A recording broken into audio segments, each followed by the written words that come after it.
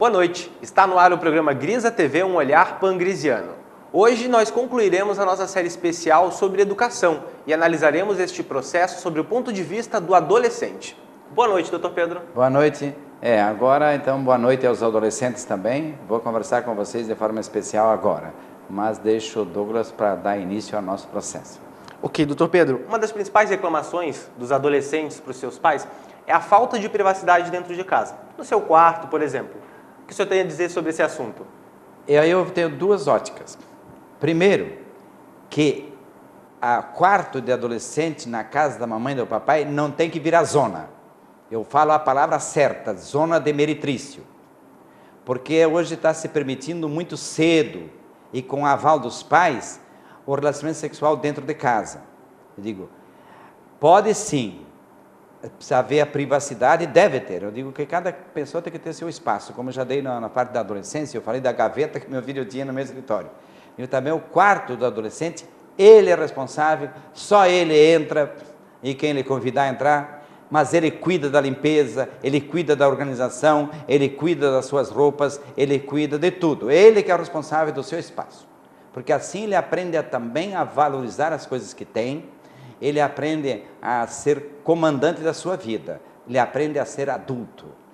Mas eu digo, que hoje, é melhor ainda, falando sobre o tema que eu falei antes, é melhor com diálogo com os pais, com a namorada, com o pai, com a mãe, se for para ter a oportunidade, inclusive, de fazer experiência sexual no seu quarto, vai ser feito com o consentimento dos pais, e não como se fosse uma fuga. E por isso quer privacidade no seu quarto.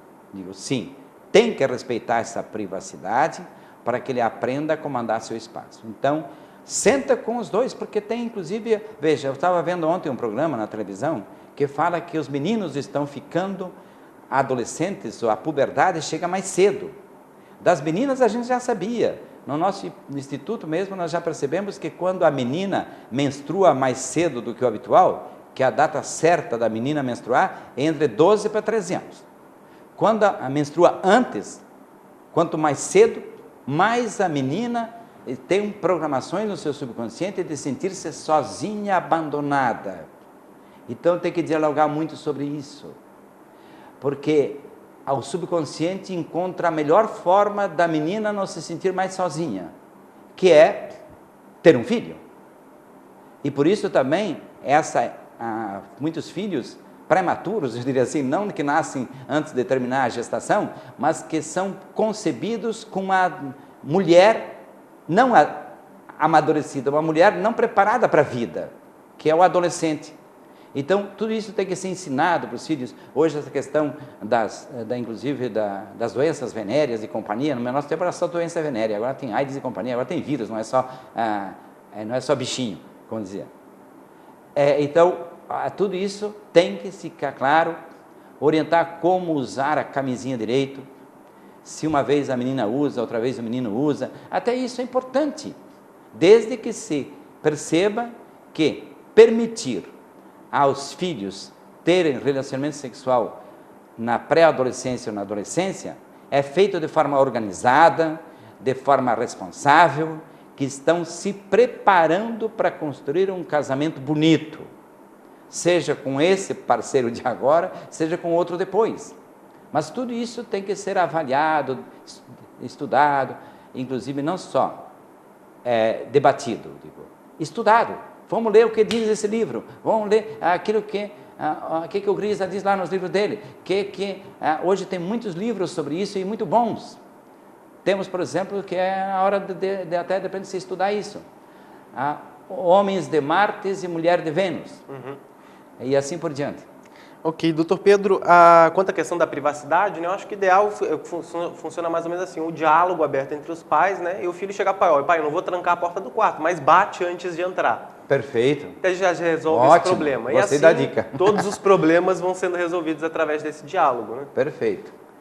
Diálogo, como disse, quando você visa um objetivo de produzir resultados de melhor qualidade, e não é apenas conversa. E tem muitos filhos também que reclamam, quanto à questão de diálogo, que os pais querem simplesmente falar para se intrometer na vida dele. São pais que seguem o padrão, aquele script que a sociedade dá, e que na verdade não desenvolveram um vínculo com o adolescente. Daí o diálogo não vai valer nada.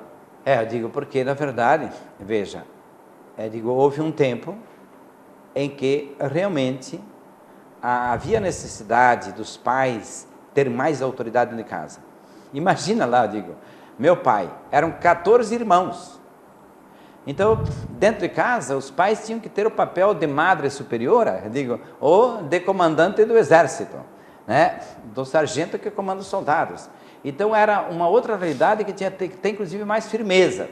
Hoje, quando às vezes temos um filho só dentro de casa, meu Deus, ele vai se sentir sozinho. Então, os pais, muitas vezes, têm que promover esse diálogo também para que ele se sinta mais cedo, tendo os pais como irmãos, os pais como parceiros, os pais como aqueles que colaboram com ele, que são, de fato, parceiros ou sócios, no contexto familiar. Ok. O senhor escreveu o seguinte: os parâmetros educacionais se alicerçam na compreensão do subconsciente, especialmente ao ser comparado ao terreno mental, que precisa ser adequadamente cultivado, e à besta interior, a ser convenientemente domesticada e adestrada. Como explicar isso para o adolescente? Veja, o que acontece? Isso já era para ter explicado na infância, mas quem não explicou direito na infância, explicar agora na adolescência. Que nós, de fato, somos uma pessoa, cada um é um, e diferente do outro. Não tem duas pessoas iguais nesse planeta, e nem analisando as pessoas do passado nem do futuro. Sempre somos um ser único. Mas tem que lembrar também que nós temos dentro de nós duas funções mentais, e que faz com que a pessoa funcione como dois. Esse é um tema que a filosofia vem debatendo há milhares de anos, e a psicologia desde que existe. E a própria psiquiatria, que até hoje às vezes não percebeu as coisas com clareza. Eu digo que a pessoa é um ser só, porém funciona como dois, porque temos o consciente, a função racional. Isso é explicado de forma muito mais clara pela ciência cristã americana do que por Freud. Embora estudado bem Freud, ele é melhor do que a gente pensa à primeira vista. Então temos o consciente, a função racional, e o subconsciente, a função mecânica, automática e autônoma. Então tem que explicar para o filho que, cuidado, que às vezes tem reações que não são da sua vontade. Eu quero. Quando a pessoa fala, eu quero, é sinal que não está querendo. É apenas a besta desembestada, mal domesticada no assunto, que está reagindo. Então, então tem que aprender o quê? Cultivar a mente com boas sementes. E o que são as boas sementes? As palavras positivas, acordar de manhã cedo, cantar dentro de casa, se a mãe quer acordar o filho, não precisa ir lá bater com raiva na porta do filho, mas começar, por exemplo, bota uma música alegre, hoje temos tantos recursos eletrônicos para isso, ou então canta, a mãe mesmo cantar, nossa, saber que a mãe está contente quando o filho acorda, é um tesão que dá para o filho, para a vida, não só para aquele momento. Então, a despertar os filhos, então, pensamentos, palavras positivas é a forma de cultivar o terreno mental. Domesticar a besta interior, e a palavra é essa mesma, domesticar, não é domar. Isso eu já ensino na adolescência, na infância, aliás. Mas quem não fez na infância está na hora de fazer agora na adolescência. E domesticar e ensinar hábitos benéficos, positivos, e sempre ter em mente a trilogia. Vai ser bom para a pessoa, para o adolescente, vai ser bom para a mãe, mas vai ser bom para a família, vai ser bom para o pai, mas vai ser bom para a família e para a sociedade dentro da qual a gente está inserido. E aí sempre cabe lembrar uma sabedoria milenar. Se a palavra convence, só o exemplo arrasta. Então a mãe também é que começa a cantar para despertar o filho, ou o pai, se é o melhor cantor da casa, e também está em casa na hora que é a hora do menino, ou do filho ou da filha serem acordados. Cantar, gente, é maravilhoso. Mas se você não tem uma voz boa, o seu filho provavelmente já sabe a música que você gosta. Coloca a música que você gosta, mas de preferência que não seja música chata para o filho. Que também aí os pais têm que aprender a ouvir as músicas que os adolescentes gostam. E de vez em quando não tem problema mentir e dizer que gostou de uma determinada música só para criar esse elo, né? Isso, só que isso não é mentir. Eu digo, mentir é quando tu quer prejudicar. Quando tu quer ajudar, é uma santa inverdade. Então isso também é muito importante, isso para nós. Porque se você acha que está mentindo para o filho, você está fazendo pecado. E pecado é culpa, e culpado merece castigo e atrai a oportunidade de sofrer para pagar a culpa. Então vigiai e orai para não cair em tentação também nesse sentido. Então lembrar que eu falei isso não como mentiroso, e sim como quem quer ajudar o filho, o adolescente. Isso vale para os avós também. E aqui eu até quero lembrar mais uma vez o papel dos avós. Os avós muitas vezes são os únicos que estão perto da criança ou do adolescente para ser amigo. E tem que ser amigo e não dedo duro que vai acusar os filhos, seja criança ou adolescente, para os pais. O avô e a avó têm que ser amigos. E que então o adolescente, especialmente, que muitas vezes precisa falar da sua vida, contar para a avó que ele está empolgado com uma menina, ou que está empolgado com um menino, empolgada com o menino, ou até mesmo quando é homossexual, que a menina está empolgada com outra menina e não tem coragem absoluta de falar para o pai, mas ela criou o vínculo com a avó ouviu as colocações dela, a avó foi parceira, não só para fazer um bolo, mas também para outros momentos. Tem que ser. Então o que vai acontecer? O adolescente vai contar para a avó, e a avó não tem que se assustar. A avó tem que continuar aquilo que eu disse, ser amiga, perguntar, confiar e apoiar. Ok. Doutor Pedro, agora nós vamos para um rápido intervalo comercial. Em 2 minutos nós estamos de volta com mais Grisa TV, um olhar pangresiano.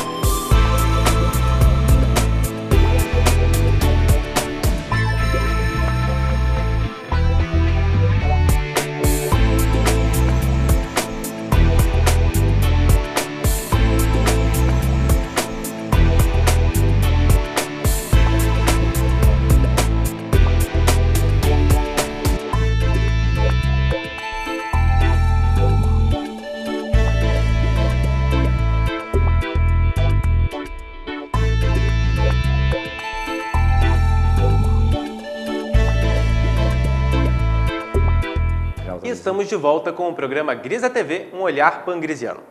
Doutor Pedro, no livro O Jogo e a Estrutura das Personalidades, o senhor cita até as páginas aqui, na 161 a 165.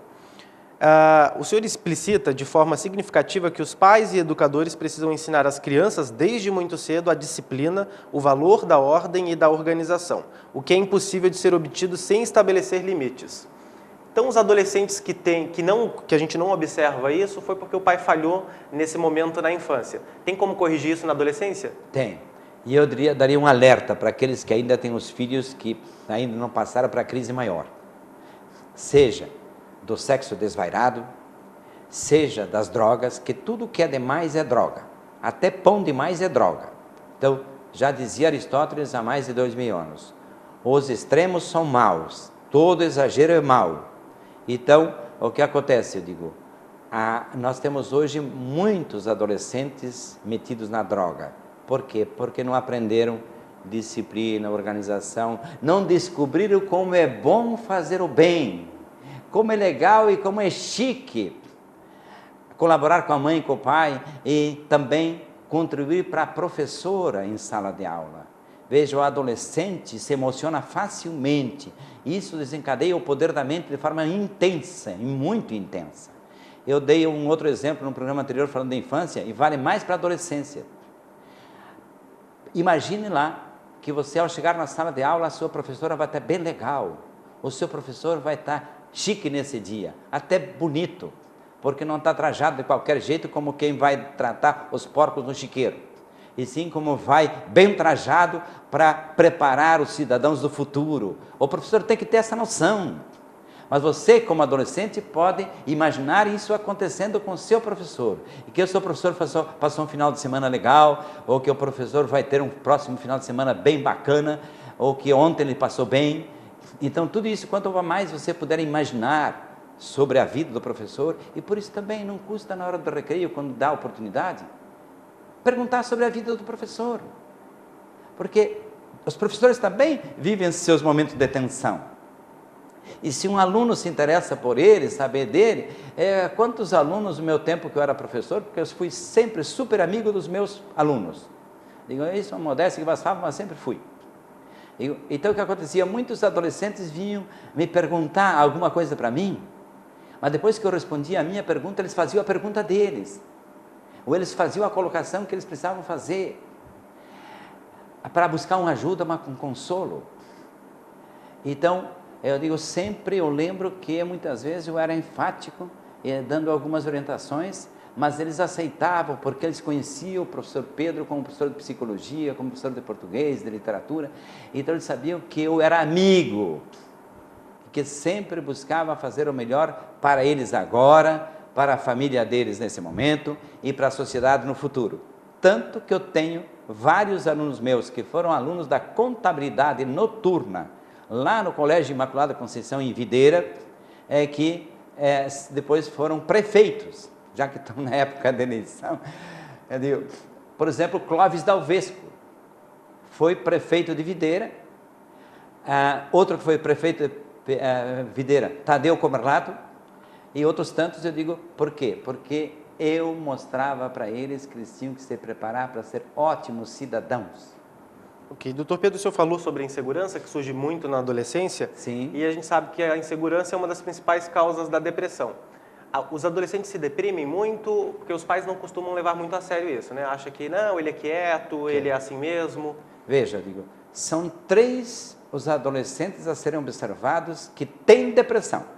Porque como ninguém fabrica homossexualidade depois que nasceu, todo homossexual nasce homossexual. Apenas vai se expressando aos poucos. Assim, o depressivo nasce depressivo. E eu costumo dizer que da placenta do sofrimento lá, quando teve uma gestação difícil, quando teve um nascimento difícil e assim por diante, eu digo, da placenta do sofrimento nascem trigêmeos univitelinos: o depressivo, o paranormal e o superdotado. E nós temos hoje uma imensa leva de adolescentes que são tudo isso: depressivo, paranormal e superdotado.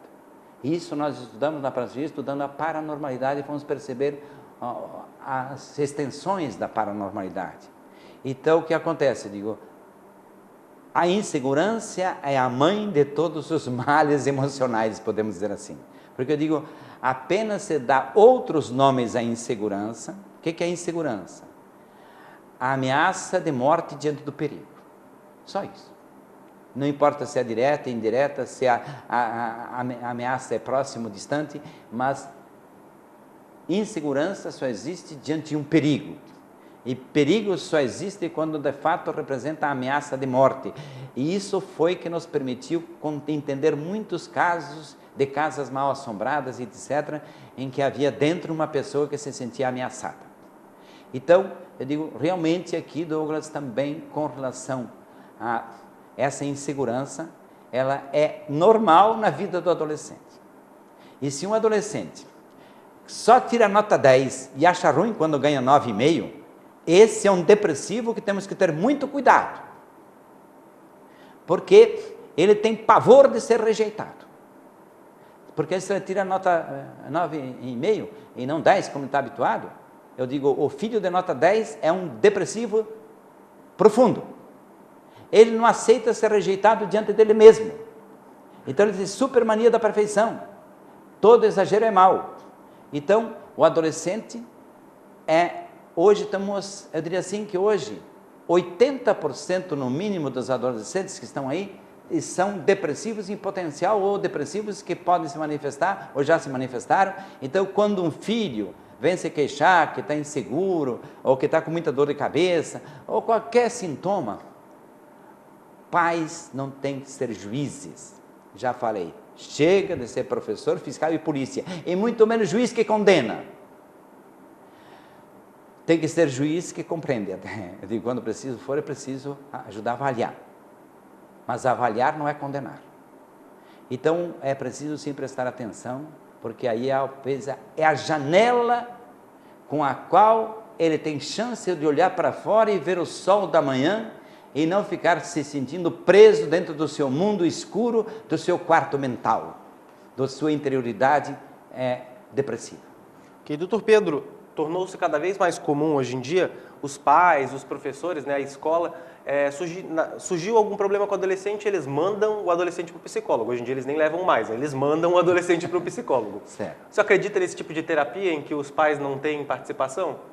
Veja, sempre os pais têm que ter participação. Primeiro que o pai tem que no mínimo escolher o psicólogo, porque nós temos muitos psicólogos competentes. Eu digo que encaminhar psicólogo é muito melhor que mandar psiquiatra de cara, digo. E tem, acima de tudo, estudar mais também os pais sobre a adolescência, sobre essa questão hoje que está no foco, que é a questão emocional.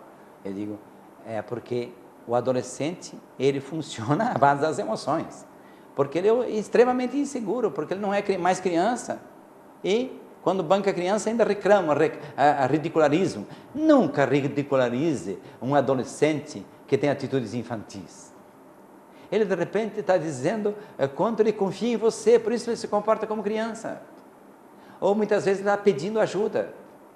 Então também não queira que o seu filho adolescente seja adulto, que saiba se virar e fazer tudo sozinho. Ele tem que ser respeitada a personalidade. Vá plantar batata. Também você, psicólogo, se ainda tem essa ideia. Digo, por quê? Porque, eu digo, a personalidade está em formação. E nós temos que ter competência para orientar aquele que está em fase de construção. Então, isso é importantíssimo. Eu digo isso, eu aprendi na parapsicologia. E o quantos adolescentes eu já recebi no meu gabinete de orientação, que chegou lá e a mãe diz, trouxe aqui porque não quis levar para o psiquiatra, porque ele cortou o pulso.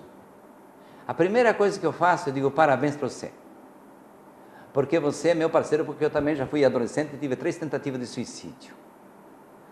Aí os adolescentes se tornam meus amigos. Eu digo, e aqui, meu querido, eu não tenho paciência para ter paciente, eu só aceito sócio em terapia. Então nós vamos ser sócios, só que você vai ser o sócio majoritário. Você e companhia, você com a mãe, com o pai. Fica com a maior responsabilidade. Isso aí, dividimos a responsabilidade, exatamente.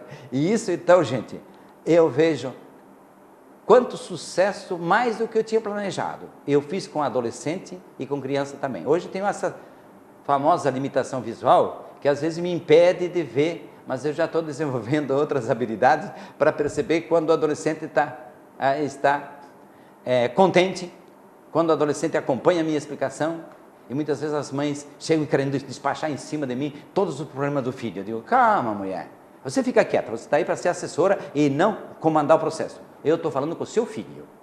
Então, ter esse respeito com a pessoa, os pais também têm que ter em casa. Não precisa falar só isolado com o filho. Eu acho que quando a mãe vai falar com o filho, o pai tem que estar do lado, se puder. Só se não puder mesmo, porque nesse momento não tem como o pai chegar em casa e assim por diante. Mais ainda, se tem uma criança sendo orientada, um pré-adolescente, a irmã mais velha tem direito de sentar junto. Porque a irmã já passou por essa fase, já conhece essa chata dessa velha, ou já conhece esse homem que às vezes é muito inseguro e que me atrapalha. Então, aí existe a possibilidade de termos um contexto mais amplo, porque eu digo sempre, temos que ver sempre o texto em seu contexto. e dentro de casa isso também. Então, associarmos mais gente para ajudar não é faltar com o respeito à individualidade de cada um. Em muitos momentos temos que respeitar, mas mais do que respeitar, perceber que você tem parceiros para ajudar. Ok, doutor Pedro, os assuntos que a gente abordou ao longo desse mês inteiro nessa série sobre educação estão no livro Liberte Seu Poder Extra e no livro O Jogo e a Estrutura das Personalidades, né? Ambos de sua autoria. É mais um.